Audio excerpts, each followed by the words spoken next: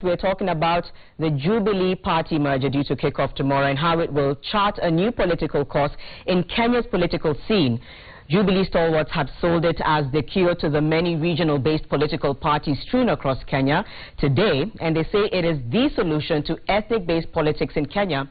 However, opponents say that it's the beginning of closed political space and the second attempt at narrowing the political space in Kenya once more. Will this political move be the masterstroke by Jubilee Party to bag elections in 2017? Majority Leader Aden Duale joins us in studio to tell us more about this. Thank you so much for joining us tonight. Thank you. All right, let's start with how the nomination is going to be handled to the satisfaction of every candidate. The nomination is always the biggest headache for all political parties. And that's why the main political parties, Jubilee, CORD, have agreed in principle last week that we must bring an end to party hopping. The law has passed. Now the onus is on political parties to make sure that the nomination is free, fair and transparent. And that's why we, the Jubilee Coalition, were saying, for the first time, we want to engage with the IEBC to conduct the nominations. And from the exchequer, that nobody is given a ticket where he doesn't deserve. We want the people's choice to go to the general election. And this will even reduce frictions within political parties. Where you have two people competing in the nomination, and then the same two people again competing in the general election. All right. It was double. In that respect, though, there are some members of various parties who feel like they were coerced into this, that they probably, not that they weren't privy to the bill, but were not necessarily in support of it. And that's maybe causing some kind of disquiet. What's happening with that? You know, the narrative going round that a stop to party hopping is against the Bill of Rights, it's against the rights of an individual, it's political rights. It's far-fetched. Nobody is forcing you to join a political party. That is the starting point. You must join a party that you believe in its ideology, in its leadership, in its manifesto. The Constitution has anticipated that if you feel you will not get a fair hearing in a political party, beginning now, you sell your ideas as an independent candidate. So the Constitution has given safeguards, and nobody is forcing anybody. In fact, the rule that we have put under the election law is that 90 days to the general election, you make a choice. Do you want to go as an independent, or do you want to go as a member of a political party? And once your name is submitted in the membership of that political party, and IEBC gazetted, then you cannot get out of that political party. So what the intention of those of us who believe in that kind of school of thought is that we must build parties, democratic parties, parties that you know, sell their ideologies, their manifesto. Parties should not be victims of the party leaders, where he can dish out, where his family can dish out the certificates. So all of us agreed, I think ODM and Jubilee have agreed now for a start, that we must shift the political dispensation governance structure to another level. Here's something that a few people are saying, and I'll take it from what was said on social media. Delegates issue, we understand that delegates are being allotted on party strength. Again, step in if I'm not reading the right thing. Already there is some disquiet, though, from parties that have merged about the number of delegates that have been allotted. What can you say about this?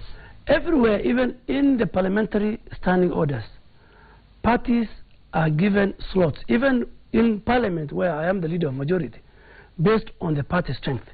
If you look at TNA, our principal party, it has 86 members of parliament in the National Assembly, while URP has 72, while ODM has 96. So the slots for delegates between URP and TNA, you have seen the difference of 150. It's because of the party strength. But what we have done across the board is that every county will produce 20 delegates. That's 940. The rest of the other membership will come from members of parliament, will come from our MCS, will come from the speakers. There are many, many other party officials. But I can tell you that arithmetic which was done is free and fair. We are going to have close to 10,000 delegates on the first day, which is Thursday, where all of us, myself, I have never gone back to URP since I won my election, because I became the leader of the majority. So I didn't want it to be identified with our party. With the party, yeah. So the first time, myself and the deputy president will go back to Kasarani on Thursday, and we'll take part in the dissolution of URP. The president and his team will go back to TNA, and then on Friday and Saturday, we are opening. On Saturday, we are opening the whole of the Kasarani Stadium. We expect over 50,000 of our supporters, each and every member of the Jubilee Coalition Member of Parliament, and all our other leaders, and even opposition leaders. We expect them to bring their supporters. So the stadium will be packed to 50,000. It will be the merger of of all time. The merger of all time. Yes. All right. Let's move on to the cost. The figure, the 300 million shillings that was quoted. People would like to know, where is this money coming from? No, I don't know where you guys got the 300. Of course, it's a very expensive 3-day affair we are going to do. I mean, similar to the Republican convention, the U.S., the Democratic convention. It's expensive. I don't know where it's 300 million. But our party has serious support base in the business community. Everything we do, every election, as we approach the general election, we are going to raise huge sums of money from our supporters in and outside the country. So 300 million, if you can raise 300 million for a 3-day convention, then you cannot talk of the merger of its kind. Critics will still come out and say you're using the taxpayers' money for this to finance your political aspirations. That's what the critics are saying. Let me tell you, let me speak as a member of Parliament of the National Assembly, where the budget-making process is a parliamentary function. And each and every item of the budget is allocated to a state department.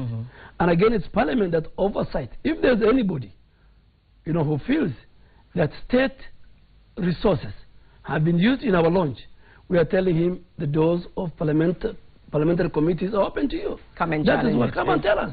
We don't want.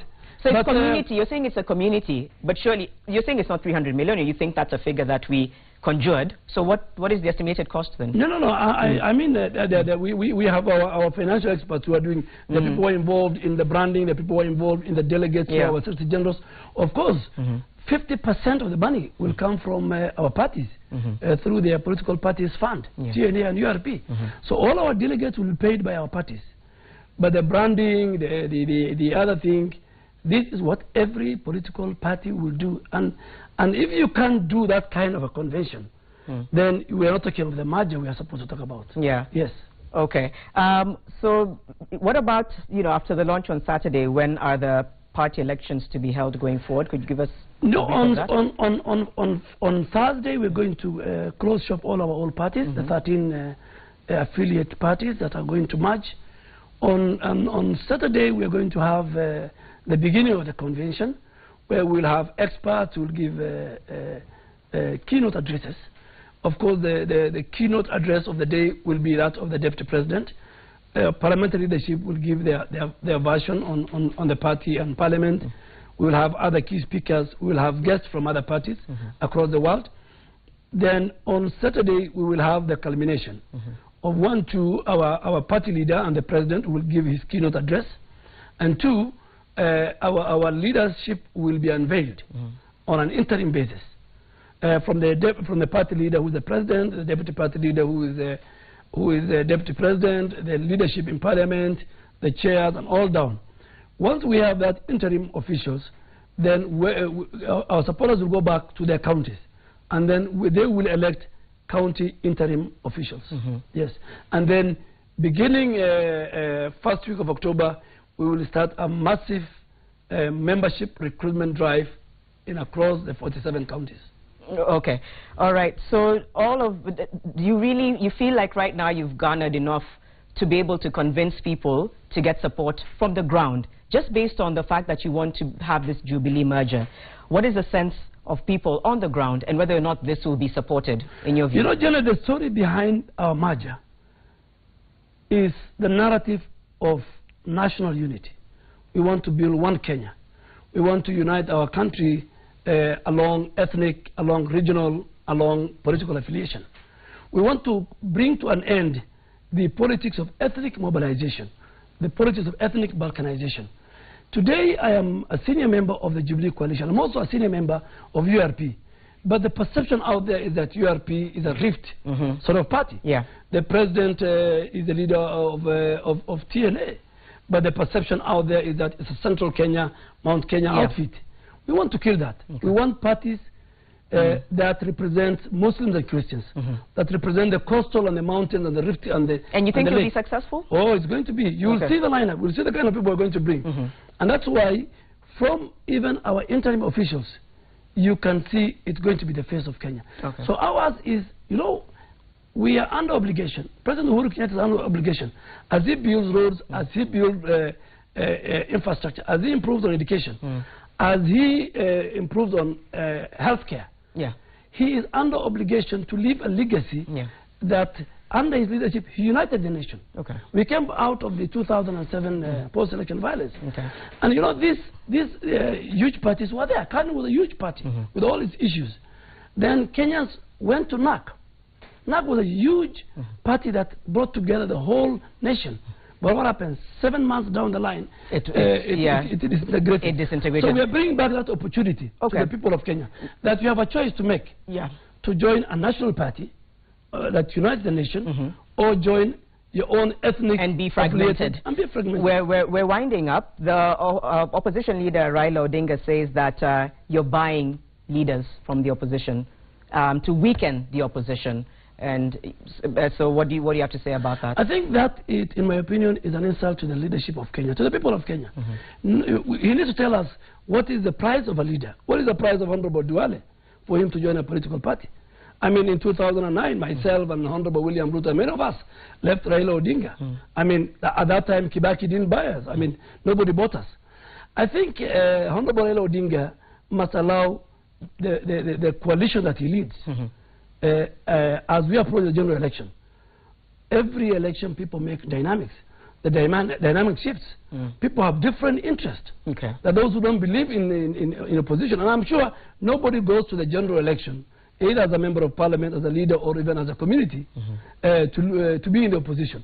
You be in the opposition because you lose elections. So those joining you on Saturday are there by their own accord. I think Honorable Raila Odinga is in a panic that he's losing his strongholds, Coast, Western, and even Kisii.